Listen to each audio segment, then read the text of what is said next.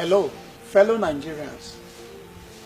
The mind-boggling questions on the minds of Nigerians on Obasanjo's judgment about Atiku in his book is that how will Obasanjo expunge those judgments, those facts, those truths he wrote about Alhaji Atiku Abubakar?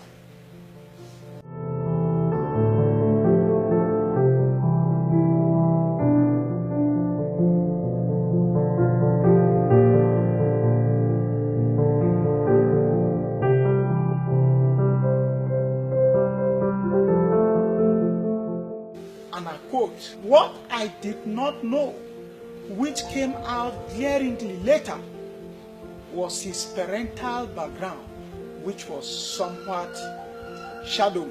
His propensity to corruption, meaning corruption flows in his blood." We got a letter from America in June 2006 listing a number of people to be investigated. Atiku was one of them. Atiku was one of them. That letter went straight to EFCC.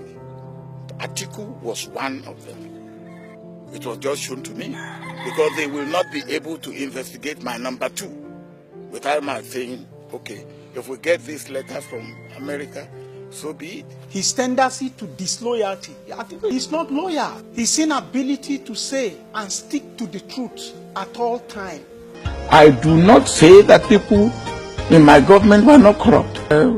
Vice President had something to do with Jefferson, which is part of the case in America. A propensity for poor judgment. My God.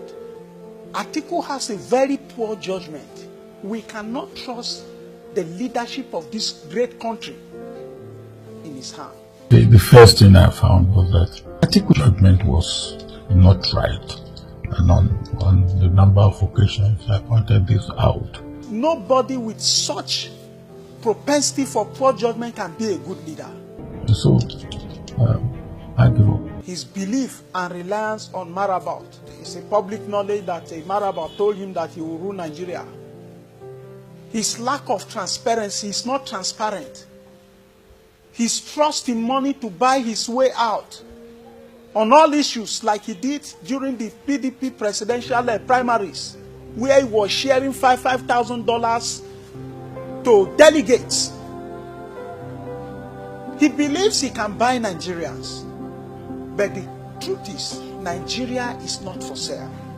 President Carter came to me one day and said, oh, you know, Mr. President, we appreciate what you are trying to do.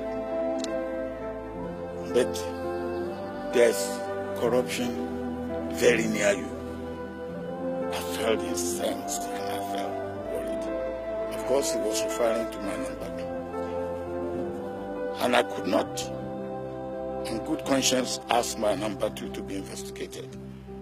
This was in my first term. It's either I talk to him, which I did, or when there's a second opportunity, I put him aside.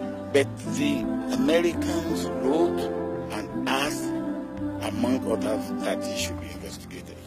His readiness to sacrifice morality, integrity, propriety, truth, and national interest for self and selfish interests.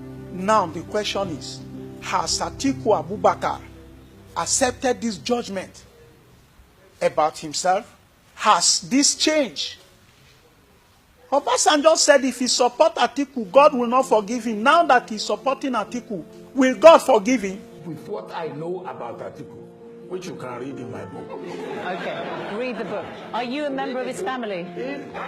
With what I know about Atiku, if I have put Atiku forward, God will not have forgiven me. Okay. It's a shame that people can mortgage their souls, their conscience for material things at the expense of this country.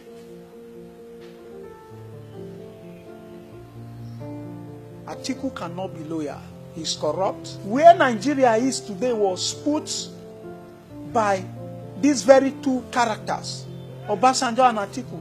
Remember what we did together in government. We ran an administration by Nigerians for all Nigerians. When they mortgage everything for their own personal interests, what Nigerians should be asking Obasanjo right now is this: why the sudden support for Atiku? Why? When he stated clearly that if he support Atiku, God will not forgive him because of his perception, his judgment on him. Could it be that he has received gratification?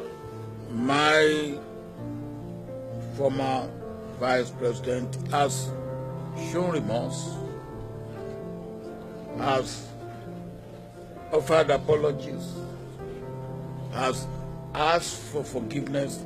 Could it be that he's mortgaging his conscience at the detriment of the Nigerian interest, the interest of our great nation, the interest of our children, even our children's children? Nigerians cannot be fooled. Atiku is not the answer. Atiku cannot be trusted. Atiku cannot be loyal to the Nigerian state.